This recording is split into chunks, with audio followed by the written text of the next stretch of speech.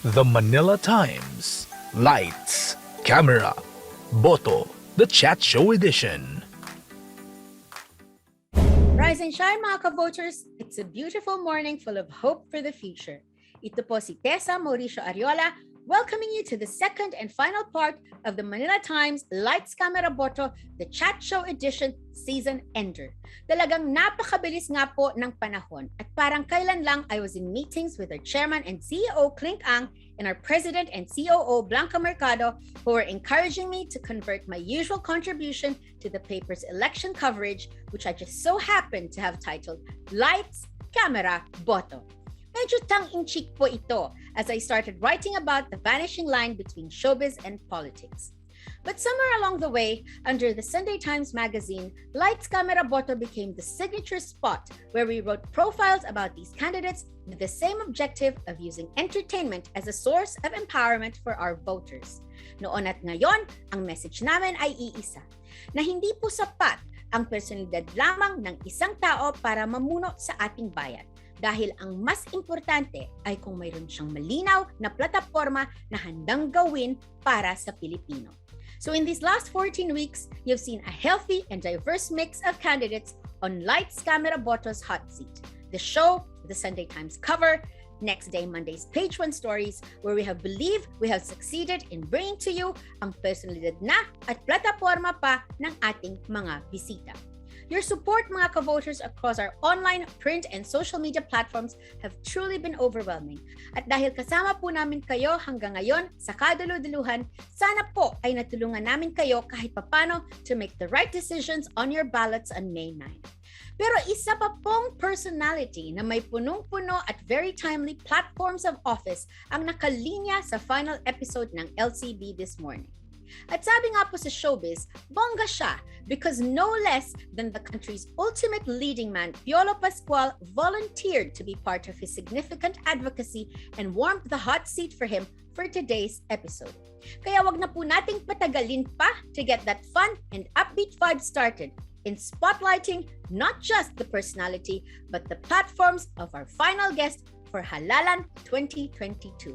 And remember, mula ngayong eleksyon onwards, it is on LCB where entertainment leads to empowerment. Ready na ba kayo mga ka-voters? Let's get started right now! The Manila Times. Lights, camera, Boto, the chat show edition. Tulad ng sabi ko mga ka-voters, bongga ang ating guest ngayong araw dahil walang iba kundi si Piolo Pascual ang nagsilbing front act niya para ipaalam sa atin today ang mga nagawa at hangaring panggawin ng incumbent Partylist na number 50, Ang Probinsyano. Bongga siya, yes, but our guest is also a very humble millennial who, like Piolo said last week, may have taken a slightly wrong step just as he won a seat in Congress at age 27. And yet, he has proven again and again, even through the dangerous pandemic, that he is out only to do good in the world, despite his young age. As you will see in today's issue of the Sunday Times magazine, I have gathered and listed the enormous accomplishments his rookie party list has achieved in the last Congress. Hindi lang po si Piolo ang napabilib nitong guest natin for our finale, pero ang nag-iisang boy abunda din po who you will remember sat right beside him when he first guested sa programa nating Celebrity Style Inspiration. There, he bravely owned up and apologized for one misdeed, only to show us how quietly and immediately he had turned that one-off situation into 10 times tenfold goodness for our ka-voters in the most far-flung provinces of the Philippines. Mas bata po sa akin, mas bata po kay Piolo Pascual, at lalo naman po sa ating much-admired na kaibigang si Kuya Boy Abunda, may I introduce to you the incumbent First Representative and champion of the prom days, the Honorable Congressman Alfred Delos Santos of number 50, Ang Probinsyano Partylist. Lights, camera, Boto. Welcome, Congressman Alfred Delos Santos of number 50, Ang Probinsyano. Welcome back, I should say, to the Manila Times, this time on Lights, Camera, Boto. How are you, Cong?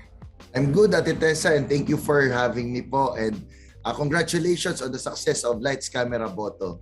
Pick for your biopic. Napaka-cool ng iyong front act, kung baga ikaw ang major act dito sa concert natin. Ang front act po niya, walang iba kung hindi alam nyo naman ho, na-guest po natin si Papa P, si Piolo Pascual last week para i-warm lang po ang seat for Cong Apid. Cong, icebreaker tayo. Pick for your biopic. If your life would ever be turned into a movie one day, which actor would you like to portray you? Baka magtampo si Piolo pag hindi nating Piolo. Pwede naman. Baka sabihin ng ating mga viewers, Ate Tessa, assuming ako. Siguro idol ko talaga si John Lloyd Cruz or syempre si Piolo Pascual. Yan ang mga idol ko talaga. It will be a big honor na sila. Pero dapat ate, magpapapayat muna ako to achieve the goal. Yeah, masabay tayo. Na-realize ko rin na nung nakita natin si Piolo last week, sige, after elections na Kong, kasi alam mo naman, sobrang busy tayo, stress eating kapag ganitong panahon. Ang mga katulad ng Piolo, kayang-kaya nila i-maintain lahat yan even with their busy schedules. Kilalanin. Kong Apid, last week, si Piolo po was very candid here on LCB, telling us that before finally volunteering to become part of number 50 Ang Probinsyano Partylist, he looked into your one single controversy, bago po kayo naupo sa Kongreso. I won't go deeper into that na Kong, no? Kasi nga, except say thank you na dito mo unang in-address yung issue na yon together with Kuya Boy Abunda some time ago in the Manila Times Celebrity Style Inspiration. Kasi as a journalist, Kong, and as somebody na hindi perfecto, pero kabutihan lang din ang gusto, I believe it's fair to put this issue to rest. But my question is, at this very moment, Kong, 3 years since number 50 Ang Probinsyano Partylist won 2 seats in Congress. Given all the work that you have done and all these prominent and credible personalities coming to support you and your advocacy, how do you feel? Well, I feel honored, blessed, and happy, Ate Tessa, no? Given the opportunity that I have right now to serve our PROMDs. Ang reward kasi dito, Ate Tessa, is really yung reaction ng mga tao when you give them help, and especially that you make some changes in a particular way in their life, no? Especially lalo na ngayon, Ate Tessa, na napapangiti ka na lang na pag bumibisita ka sa mga tao, makikita mo na naiiyak pa yung iba. Yun, Ate Tessa, yung reward talaga na talagang masasabi mong it is all worth it. Lahat ng puyat, pagod, and 24/7 na trabaho, it's all worth it because of their smiles, Ate Tessa. Oo nga and ang maganda ko, I think, lahat nung napuntahan mo 3 years ago when you were campaigning, nabalikan mo lahat yan nung pandemic, nababalikan mo pa ulit ngayon at babalikan mo pa rin, no? So it's not just during campaign na lumalabas ka doon. That's what I am proud of, Ate Tessa, no? Kasi we make sure na every time we go to a place, pinaparamdam namin yung presence namin through sa pagtulong, alamin muna namin so the first time that we go there in a year is we know what the problem is, we know what the situation is, and the second time we go back, we make sure na bit-bit na namin yung kailangan nila o yung solusyon na kakailanganin nila. So I am proud to say, Ate Tessa, na hindi kami yung party list na nasa kampanya lang o nasa election lang kung bumababa. I am proud to say that lahat po ng regions or areas na na-cover natin, talagang binabalik-balikan po natin. And we're proud also, Ate Tessa, to say na basta may sakuna, nandun kami. Sabi nga ni Piolo last week, Kong, they deliver.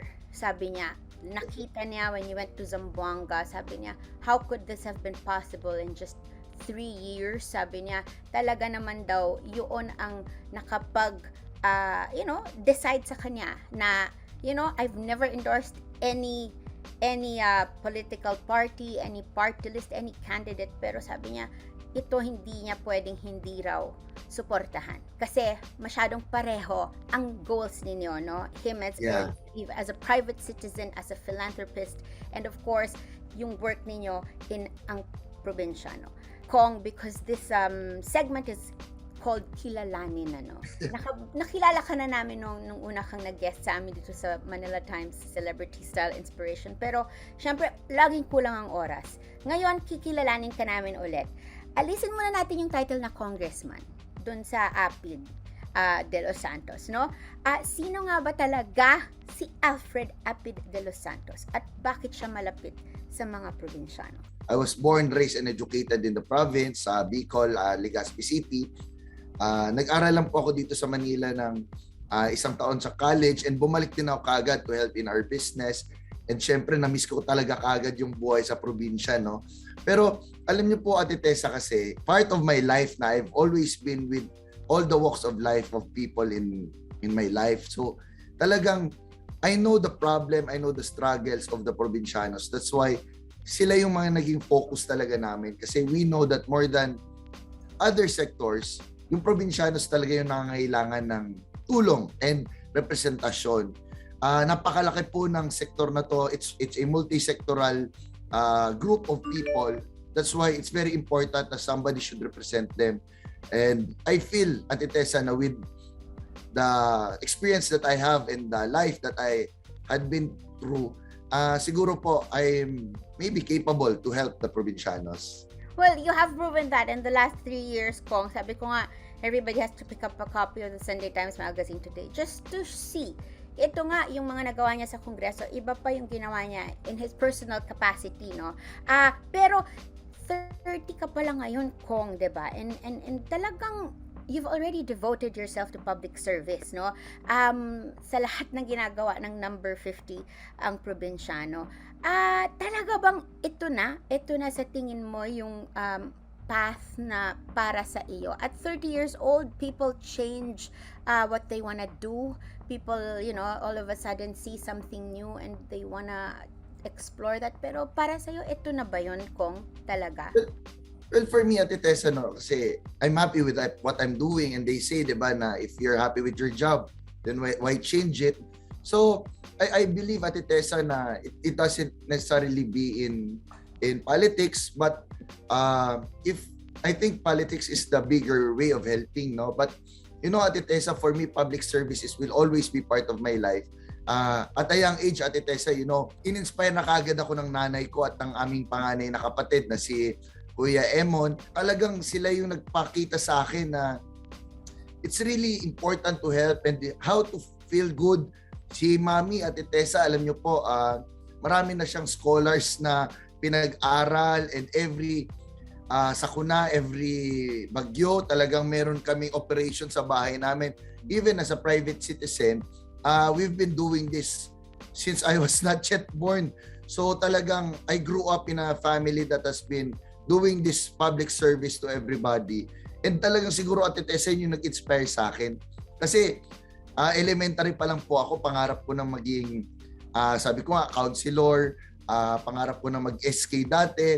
So, growing up, this has always been part of my life and this is where I am happy, Ate Tessa, I think. And we can see it and sa ibang klaseng pagod talaga, Kong, na ginagawa ninyo. Kasi nakikita talaga namin, we constantly receive updates din naman from your team about where you go. Parang sa isang araw po, ilang probinsya po. Yeah.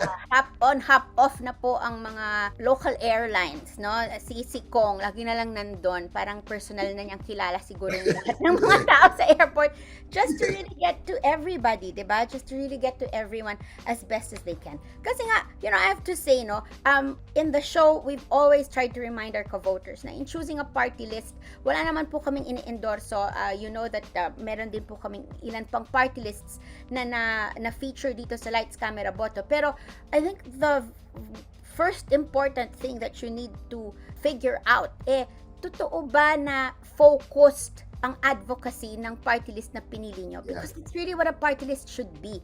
Ang problema, napakaraming party lists na para bang pwedeng tumakbo na lang sana sila where they come from because it's really practically the same advocacy as their would-be congressman, diba? Pero malawak man ang sakop ng APPL, focused siya. Talagang ang hangarin niya, sa furthest flung areas ng Pilipinas is to initiate change, no? Ito yung reason kung bakit si Kuya Boy ng Eastern Samar, si Piolo ng Batangas, si JM De Guzman ng Bulacan, si Donnelly ng Pampanga, sila lahat nag-volunteer na tumulong sa inyo at i-endorso ang number 50 ang probinsyano. Kung Apid, lagi kang tahimik working in Congress, no? Not missing a session. Si Piolong nagbalita sa amin yan. Wala ka raw yatang absent kahit isa. Yeah.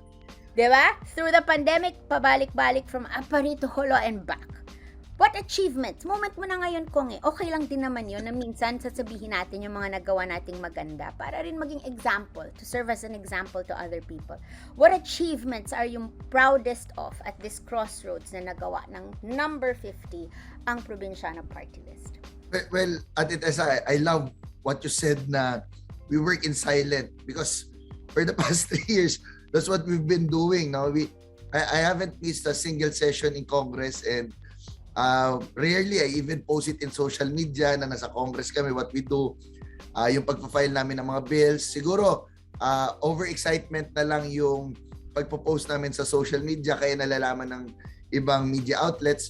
But really, what we do in Congress for the past 3 years, medyo proud ako sa ating na-achieve, Ate Tessa.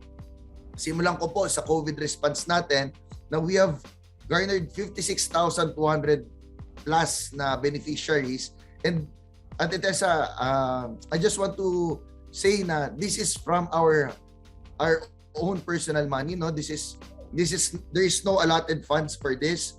So talagang ito efforts natin to with our partners, and also namigay tayo ng mga small businesses sa ating mga kababayan. Ate Tessa, to name a few, siguro meron tayo pamigay na nego carts, mga motorized bangka para sa ating mga fisher folks.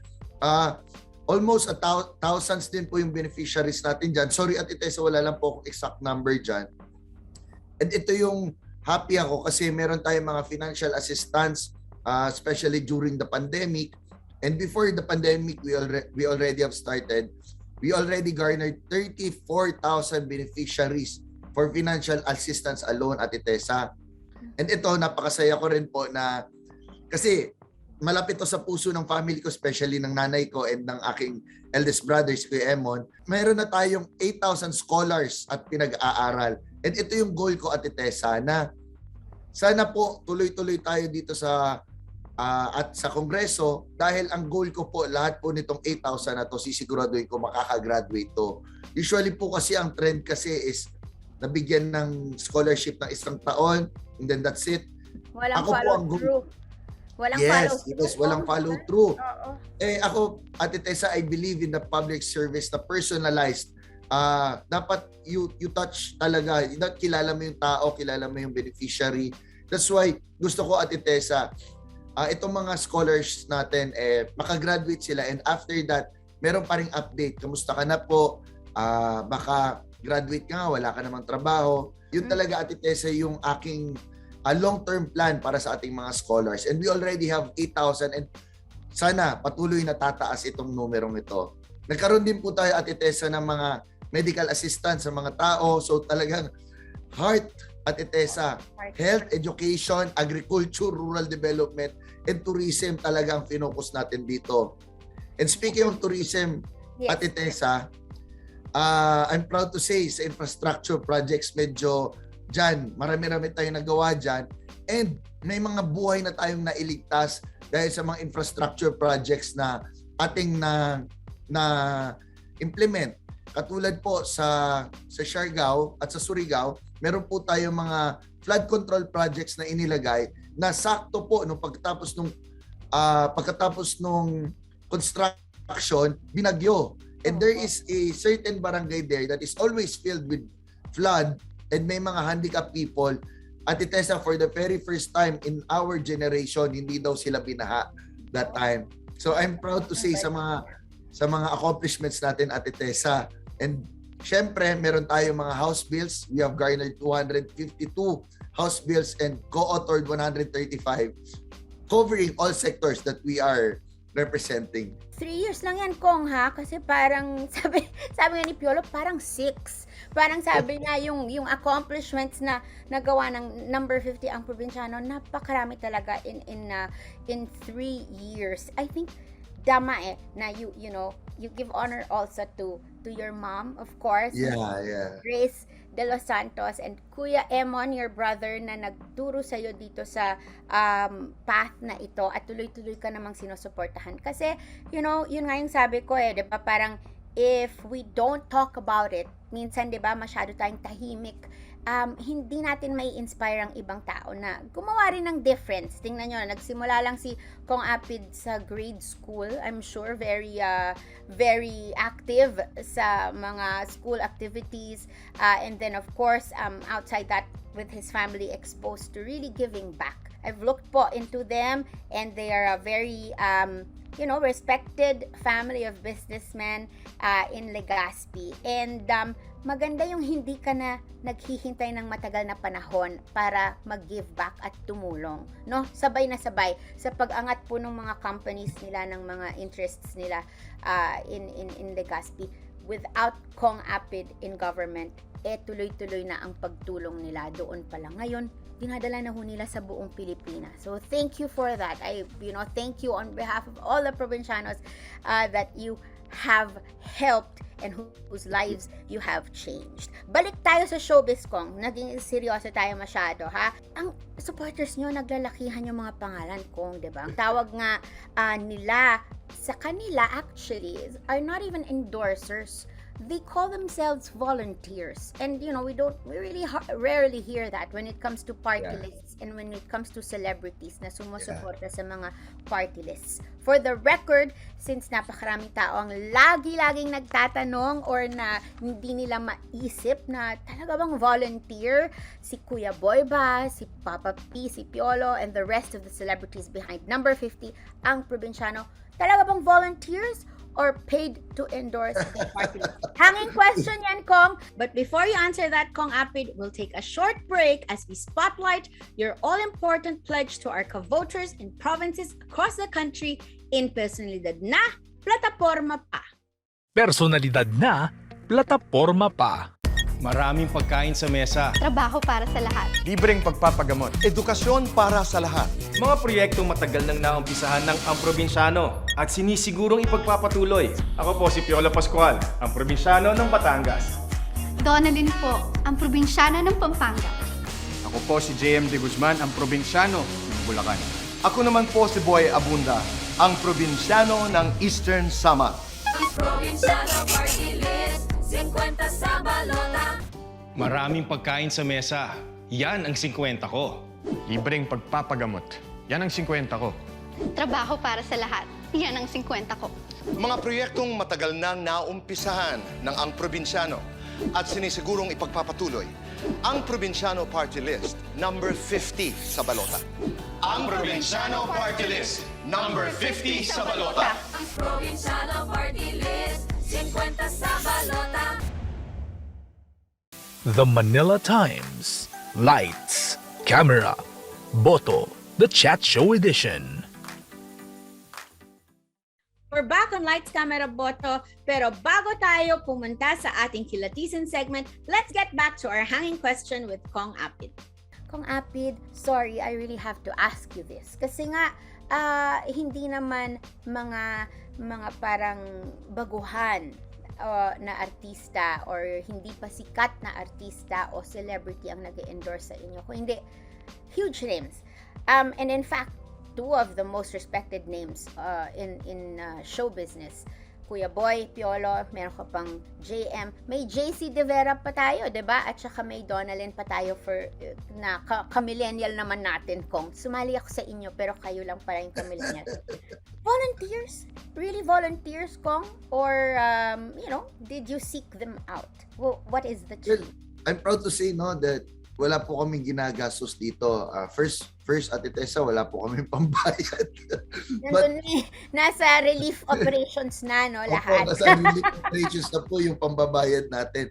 I'm happy, Ate Tessa, kasi there are so many celebrity supporters that we have.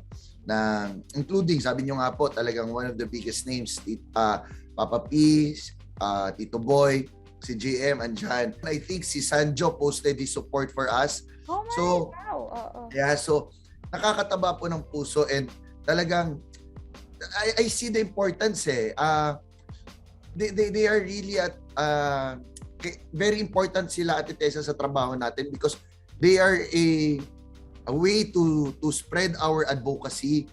Alam mo, Ate Tessa, kasi through sa pakikipagkwentuhan sa kanila, I understand why they supported us na they felt the need for rural development in Provincianos kasi na-experience nila nung pandemic, nagsilipatan sa probinsya. Although si Tito Boy ever since in love sa Samar yan, in love sa Borongan yan. So talagang alam niya yung importance ng rural development, and alam niya kung anong kakulangan. And itong mga celebrity friends natin, na-feel nila, na nararamdaman nila ngayon yung need na kailangan better health system, kailangan better educational, more accessible yung education, kailangan yung business side ng isang probinsya maasenso para naman po marami yung mga trabaho. So na-feel po nila yun, experience nila yun personally. In fact, si Donalyn, magkakaroon sana kami ng sortie sa Cebu, hindi natuloy because of a typhoon. Nalaman ko, Ate Tessa, hindi po umuwi ng Metro Manila. Nagstay sa Cebu dahil masyado niya nagustuhan yung lugar. So, kaya po talaga very legitimate naman yung kanilang nararamdaman dahil they love the province, and that's why I think they want to support us. When we were talking to Piolo last week, sabi ko nga, in Hollywood, pag ang artista nagsuporta sa isang kandidato, sa isang cause, parang, it's a major deal talaga. Dito sa atin kasi medyo nalalagyan ng ibang kulay. Pero kung ang maganda rito kasi, sabi nga namin ni Piolo, dahil magka-generation ata kami, sabi namin, napakabata niyo pa nagsisimula. Maybe kayo yung makakapagdala ng change na yan. Na parang sana hindi na makulayan, 'di ba? Yung mga endorsements, yung mga artista, bakit mo kasama siya, bakit ganon? Because I think ngayon iba yung panahon Maybe after the pandemic na realize din ng mga artista natin, I can't just be the artista that everybody expects me to be. Kasi meron silang platform, sila yung pinapakinggan And kudos to all of them for doing this for all of us. Kasi lahat naman tayo may probinsyano sa atin, 'di ba? Kung like me, may probinsya rin po kami, probinsya ng mga magulang ko. All of us may katrabaho tayo galing sa probinsya. Wherever you go, 'di ba? Lahat tayo nandito sa Maynila, oo, pero ang dami-dami pa rin nating mga kamag-anak, mga kasama, 'di ba? Interest or maybe dreams din para sa hometown natin, Kong, 'di ba? Yeah, that's why, Ate Tessa, it's very important na ang mindset natin is inclusive tayo to everybody, because everyone has a probinsya side in ourselves. Kung wala man tayong relatives sa ibang probinsya, I'm sure ang rest time natin, ang downtime natin is magbakasyon sa probinsya. Yung ibang tao po na lumaki na sa Metro Manila, anong ginagawa? Nagre-retire sa probinsya. So, really, everybody is affected with the advocacies that we're fighting for, which is talagang dapat importante, exclusive po tayo sa lahat. Hindi po sinasabi na mas magaling ang probinsyano, hindi po sinasabi mas magaling ang Metro Manila. Ang sinasabi lang po, dapat pantay-pantay ang buhay ngayon. And everybody all around the country receives the same opportunity. Yes. Diba? Yun yung importante doon, Kong, no? Kilatisin. Dumako naman tayo doon sa nangyari earlier this month, Kong, no? Napunta po sa radar ng presidente natin, Presidente Duterte, ang party list system. So, inaccuse po niya at least 5 party lists of being legal fronts for communist groups, and he also said that the party list system is being controlled by the rich. Isa ka, I'm sure our co-voters will remember that week of April the 1st, and si Cong was all over media also, na hiningian kasi siya ng reaksyon tungkol dito. And since you're with us here today, Cong, mas maganda na po kung kayo mismo ang mag-explain sa amin ng naging reaksyon nyo sa sinabi ng ating mahal na Presidente Duterte. Well, first, Ate Tessa, ako po personally, I was not affected with the accusation, no? And then secondly, I agree with the President. Our government should not be used for insurgencies and abuse. parehas na side eh. Yung may mga party list na nasa left masyado and may mga party list na inaabuso to. Yung mga mayayaman daw, mga oligarchs na ginagawa tong entry point ang party list system para makapasok sa Congress. I agree. Hindi dapat talaga na-abuse ang party list system. It affects us in a way na kami po may legitimate advocacy, kami po may legitimate concern for the public na nadadamay kami at Tessa because di ba there's a saying na yung sa bad apple Oo. Isang bad apple lang. Yeah. So ito kasi Ate Tessa, I believe na if there is a bad apple in the kitchen, you do not destroy the kitchen. You remove the bad apple. So I agree with the president, but sana po matanggal natin yung stigma na yung party list mga para sa mayayaman, para sa mga alam niyo yon, para sa mga anak ng politiko. I think ang importante doon, Cong, yun na nga it's the entire goal of LCB, no? Yung discernment, yung pagka merong kandidato, may party list dyan, bago nyo iboto, hindi lang dahil mukhang ay ang ganda, di ba? Parang, uy, ang galing niya magsalita. Uy, nandyan si ganyang artista or whatever. The point is, be empowered, no? By information. Alamin nyo. Tama yun, di ba? Kung parang, yan nga yung sinasabi ko kanina na napakaraming party lists po talaga. Ang wala naman po talagang legitimate na advocacy. Parang pangkalahatan lang. Malawak nga ang probinsyano, pero nakikita mo yung direction. It's for rural development, di ba? It's for progress in our provinces. I saw in Congress, wala po akong absent. I never miss a day in session na wala ako. And nakita ko po talaga at Tessa, even in the committee hearings, ang mga pinaka-active talaga are the party list members. Sa mga paggawa ng batas, kami yung nakaka-focus sa sektor namin. Sa pagbigay ng tulong, sa mga legislative work, dyan po, yan mga nagpupuyat, especially sa mga budget hearings. Kami po ang nagpupuyat para dyan. And that's why sana naman po, wag naman po natin ilahatin ang party list na para bang ang sama ng ibig, second-class citizen. So, napaka-importante Ate Tessa na ituloy-tuloy. It inspires me to work harder para mas i-prove sa mga tao na ang party list importante pala talaga. Clearly, it's not a walk in the park. Yung ginagawa po ni Kong walang biro, talagang pagod sa katawan, personal na na pagbibigay, no? Maging, ang maging representative ng at least 1,350,000 Filipinos. I think that's the magic number that a party list needs to get para siya makaupo sa Kongreso. Napakalaki ng responsibility mo para sa kanila, no? And I can really tell Kong, from the time we've met, ang personal commitment mo parang solid po talaga. Meron bang issues pa na sa tingin nyo talagang kailangan yun agad ang tumbukin ng number 50 ang probinsyano if you are re-elected? For example na lang, yung sinabi ko kanina, yung mga scholars natin, kailangan natin sila makagraduate Kailangan natin sila mahanapan ng trabaho.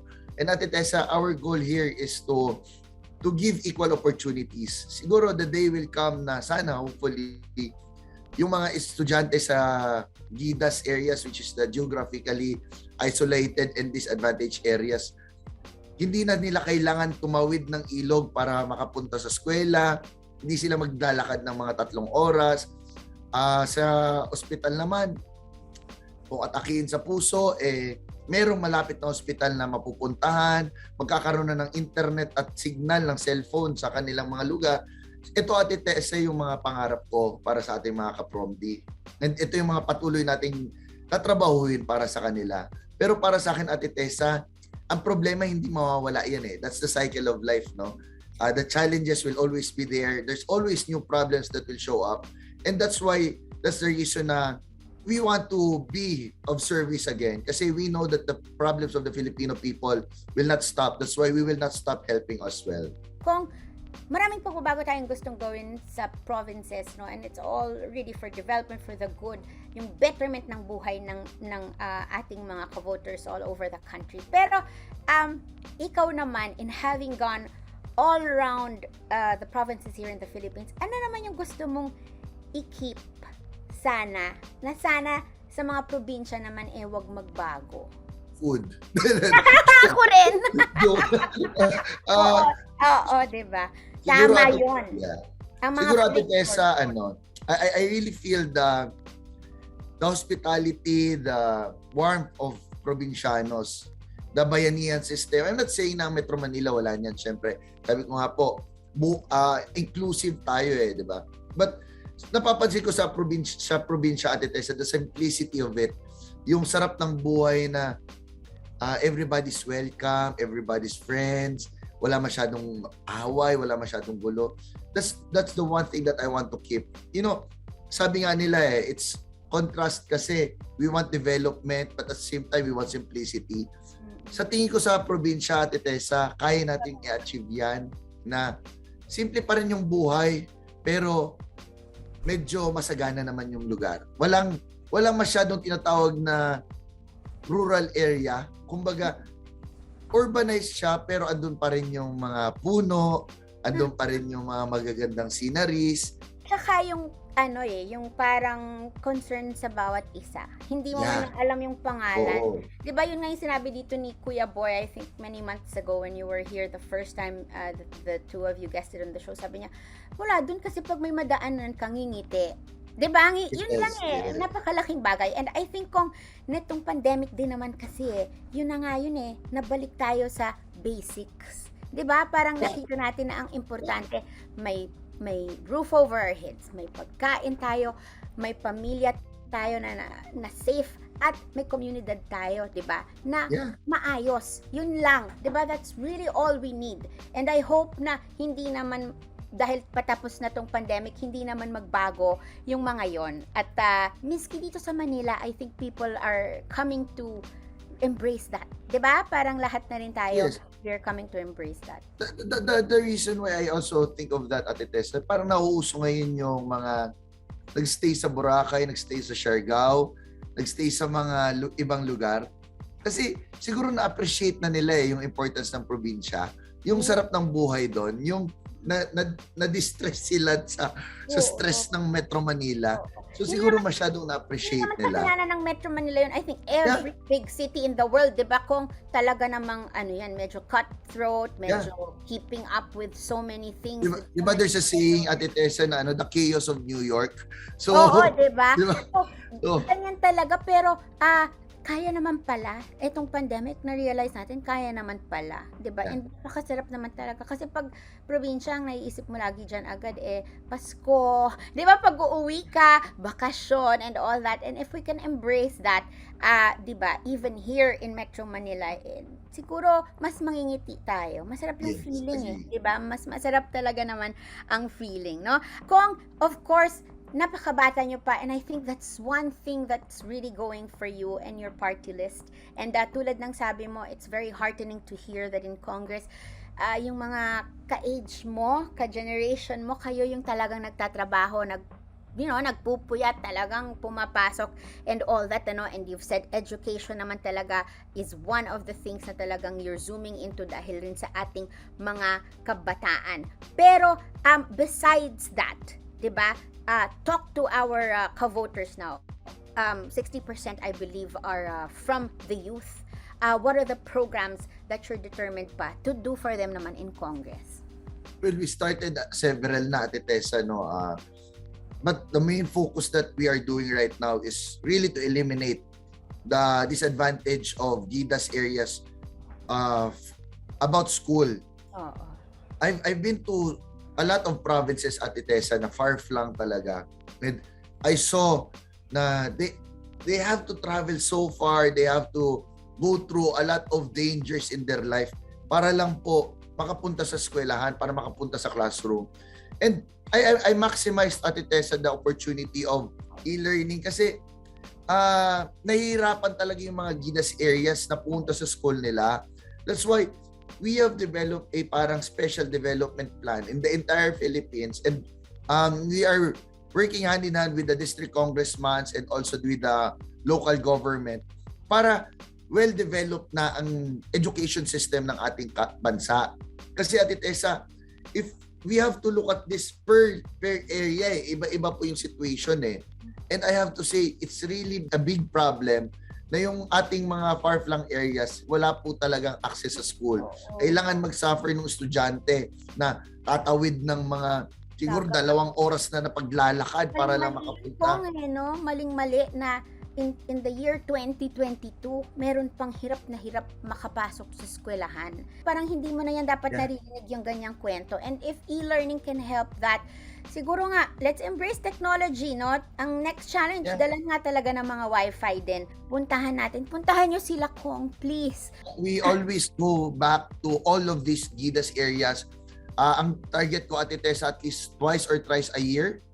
So, yun po, makikita po natin yung development. And Ate Tessa, may I just add with your previous question po, we're also planning to encourage the youth to go back to agriculture. Kasi ang problema ngayon, Ate Tessa, is puro na matatanda yung mga farmers natin and fisher folks. Yung mga anak nila gusto na sa Metro Manila, gusto na ibang trabaho dahil meron tayong inclination na pag magsasaka ka, kung mangingisda ka, pobre ka.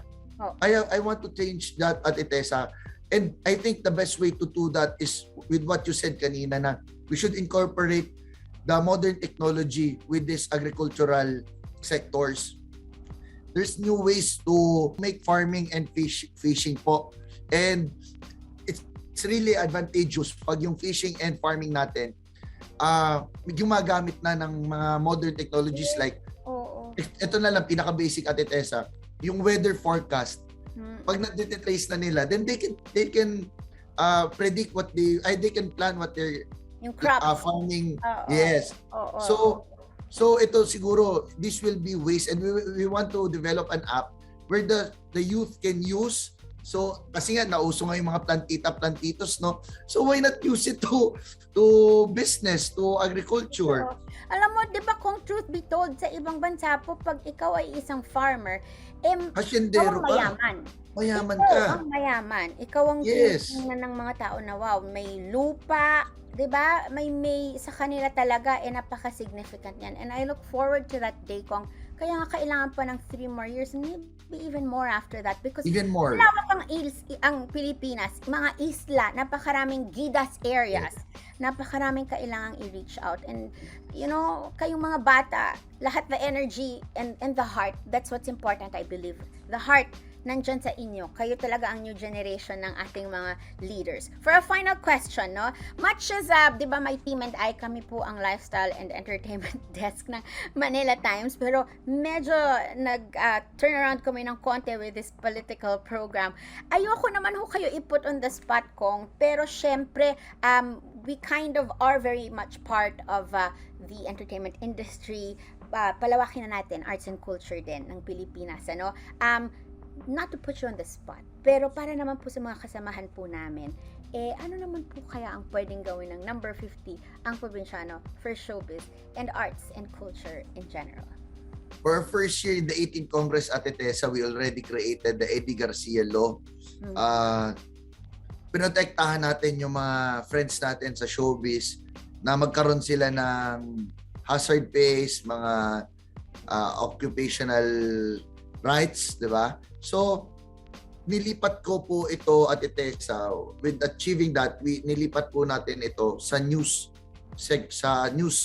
area naman. Kasi, alam naman po natin, pag may nangyayari, besides sa bombero at police, ang number 1 respondent din dyan, media. So, very important na magkaroon sila ng occupational safety, health and emergency response program, kung saan makikita nila ay magkakaroon sila ng safety man lang para at least kung hindi man, sorry to say, pero kung hindi man para sa kanila, at least yung pamilya nila, di ba? Na kumbaga may makukuha sila kung masaktan sila sa trabaho nila. And we know that news reporters, they risk their lives. Yung mga cameraman, yung mga drivers, even all the positions that are involved in news. Alam natin lahat yan, mga nagre-risk ng buhay nila para lang sumusugod nga sa bagyo at Itesa. So, dapat they deserve this, and I hope sa 19th Congress maipasa na to. Ito yung isa sa mga top 100 na ipa-file ko sa Kongreso. We are counting on you, Cong. Thank you po. Talaga pong salamat for telling us all about this, no? Final question, pero bonus question na lang. Kasi nga, I've always thought, 30-year-old doing so much difference in the world. Talagang devoted ng iyong oras and your effort to your cause. Pero kung paano naman ang development ng ating romantic relationship sa buhay? Paano naman ang love life? May madedevelop ba kung ganyan ka ka-busy? Meron ka na, o na-meet mo na ba ang probinsyana na para sa'yo? Nako, Ate Tessa, yan din yung tanong ko sa sarili ko, no? Parang naging busy eh. Medyo, tingin mo naman din outside, di ba? Baka mahihirapan muna, Ate Tessa, kasi, we want to accomplish so many things in a few times, no? So, katulad yan, Ate Tessa, in a day, halos wala nang oras, siguro dinner and lunch na lang. And also, I want to spend time with my family as well. So wala pa sa ngayon, but I want to have my time management improves para magkaroon naman lang ng time sa love life. Yeah, development din doon, hindi lang rural development into relationships. But kung biro lang naman yon, I know that you still have so many goals to achieve and you have all the time in the world, no? So sana lang yung pagod talagang hindi natin maiiwasan. Huwag lang mawala yung passion, Kong. Yung puso, yung passion. Yan ang saludo kami sa number 50, Ang Probinsyano. Now, the floor is yours. Please talk to our co-voters and ask also for their support. Maraming salamat po muna kay Ate Tessa, syempre sa pagkakataon na ito, and sa lahat ng nasa likod po ng Lights, Camera, and Boto, dahil sa opportunity na makilala po kami at ang aming advokasya. Lagi po kami, we give importance at nakita po talaga namin since day one kung ano ang kahalagahan at ano ang mga kakulangan pa po sa mga far-flung areas, and especially sa buong Pilipinas, na kung ano pa mga kailangan. I have personally experienced all of this. I have personally saw what is needed, and I hope that we will be given another 3 years to kahit papaano man lang may masolusyonan itong mga problema to, kung hindi man lahat karamihan po.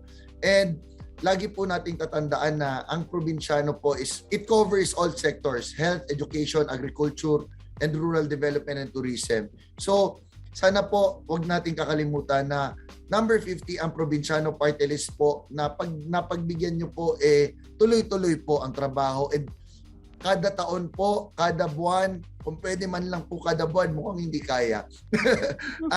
At least po kada taon, bumabalik po sa kada lugar ng buong Pilipinas, pumupunta at bumababa sa grounds para lang po makita at malaman kung anong problema nyo at hahanapan ng solusyon. Yun lamang po, Ate Tessa. And maraming salamat po. Thank you very much, Kong. Yan ang public service, no? Mga ka-voters, public service po, talagang hindi sila yung lalapitan natin. Dapat sila yung lumalapit sa atin, 'di ba? Yes. Kasi sila nga ang nag-alay ng kanilang oras, ng kanilang panahon para tayo ay pagsilbihan. So, napakaraming expectations, Kong. Wag mape-pressure because you are doing so well. We wish you the best of luck. Number 50 ang Probinsyano Partylist. I'm sure babalik po kayo dito sa programa namin. Marami tayong pwedeng pag-usapan, at pagbalik nyo, sana kasama na ulit natin ang showbiz gang na ang Probinsyano. 'Di ba? Napakasarap din pong makipagkwentuhan sa kanila tungkol sa kanilang mga adhikain din, no, for country, for the Philippines. So, once again, Congressman Alfred Delos Santos of number 50 ang Probinsyano Partylist. Thank you so much. Mabuhay ka. We will be right back on Lights, Camera, Boto. The Manila Times. Lights, Camera, Boto, the Chat Show Edition. nakilala at nakilatis na natin si Congressman Alfred Delos Santos ng number 50 Ang Probinsyano Partylist. Ang personalidad niya at plataforma pa ng kanyang winning rural advocacy group. Empowered by this episode of Lights, Camera, Boto, the choice is yours to make, mga ka-voters. Allow me to thank our Manila Times management for their support. To our Chairman and CEO, Dante Kailangang II, President and COO, Blanca Mercado, Head of Finance, Ms. Tiny Ambas and her team, Edison Camarines and Princess Ang of Circulation, Vines, Sherwin, and Ian of IT, Advertising's Fina Caponpon, Marketing's Dafort Villaseran and Evelyn Mercado, and last but not the least, the Women Power co-managing editors of our news desk, Ms. Lina Chua and Ms. Lynette Luna, and their reporters for all their contributions to make LCB the empowering multi-platform program it has become. My deepest appreciation goes to my pies and cakes, my young and talented but determined team for being with me every step of the way in delivering our latest order to management, and of course to you, our beloved ka-voters, as best we can. To our super galing na director and video editor, Neil Reyes, maraming salamat sa'yo. To the best of the millennials, my lifestyle and entertainment staff, comprised of Christina Alpad, our new assistant editor, senior reporter, Iza Iglesias, and our brand new recruit, Sheena Romanillos. Salamat din po to one of my 4 mentors in the industry, Ms. Shirley Pizarro, who, because she couldn't say no to me, joined LCB as our project manager. Thank you to our chief layout artist, Peter Baga, and our digital promotions in charge, Dumay Madlambayan, for all your help. Alam ko ilan sa inyo hindi na millennial, pero maraming salamat for bearing with me, staying on page with me, and keeping the energy and dedication 101% through the last 3 months. I would also like to thank from the bottom of my heart our ever-constant Chairman Emeritus, Dr. Dante Arevalo Ang, the Times' beloved DAA, for his continued encouragement and words of wisdom for me throughout this new endeavor we have all produced para sa inyo, mga ka-voters. In the meantime, please make sure to get a copy of the Sunday Times Magazine today to find out more about number 50, Ang Probinsyano Partylist's first representative, Alfred Delos Santos, continued goals for the province, and why his group and advocacy deserve another 3 years in office in Congress. This is Tessa Mauricio Ariola, na taos-pusong nagpapasalamat sa inyong lahat, mga ka-voters, for rising with us these past 14 Sundays. Each one has truly been a beautiful morning full of hope for the future. We hope that in getting your weekly dose of entertainment here on the show, that we have helped to empower you as true deciders of this nation. May God be with us. This has been the Manila Times Lights, Camera, Boto, the Chat Show edition, where entertainment leads to empowerment.